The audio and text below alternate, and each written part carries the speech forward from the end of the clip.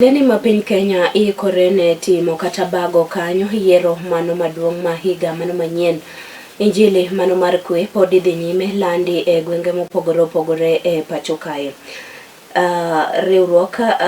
Riwruok mano mar Pamoja Trust for Transformation kautelnegi kod migosi Stephen Kadenyo ne osiro ni kwe en gino mabende ber e kind oganda ka bende weche maket koda magi ne owachi sach romo mano mabende ne obagi e kaunti mano ma Kisumu kae ka en mano mar somo paro ewi kaka piny Kenya nyalo biro bedo kod yiero mar kwe kochopo higa 2027.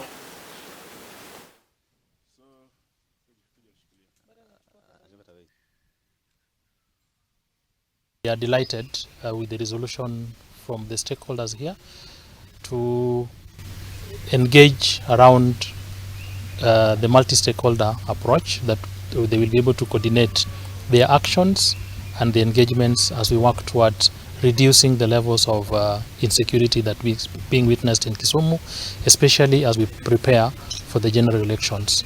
So we are looking forward, and we want to invite every other stakeholder that is not yet in this space to come and join, because together we can make the big difference. Some of the issues are cutting across other counties, including neighboring counties as well, but Kisumu seems to be leading because there's a sense that the gun seems to be organized across the county, and almost every sub-county seems to be having a certain organized group that are having certain identities within the county.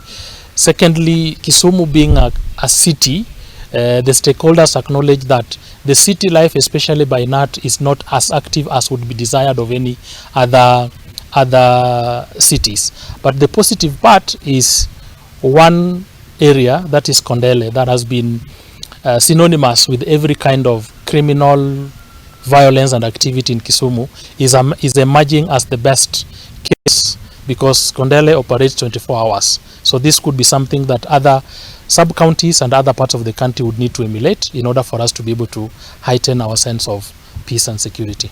Tumeamua kwamba tutaongea na kila mkaaji wa Kisumu ili tufanye Kisumu iwe mahali pa amani, uchaguzi uwe ni uchaguzi bora, na wanasiasa pia tutaongea nao wajaribu sana wasilete kitu ambayo inaweza kuchafua jamii. My name is Ivan Opakas. I'm the ACC, and in this forum I was representing the county commission.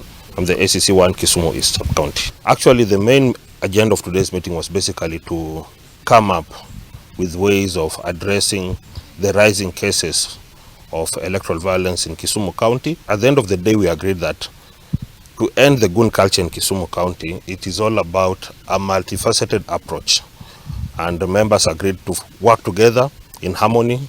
A lot has been discussed, and we have agreed that as an office, we will work with anyone who is willing to promote